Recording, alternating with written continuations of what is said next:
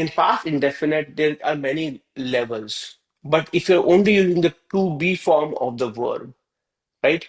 In the past, to indicate was, were, in Hindi, you will use tha, thi, or the. Okay. So if you were to say I was, it would be मैं था or मैं थी. This is was, okay? मैं था or मैं थी.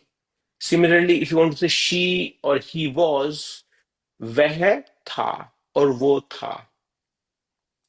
Similarly, we were, हम थे or हम थी, for we. Okay.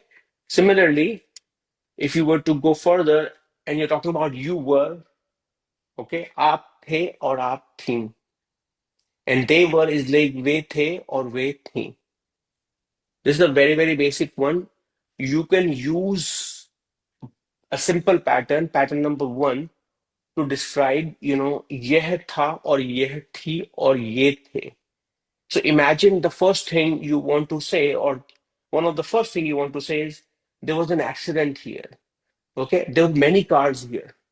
There were some people here, or there were some police officers here.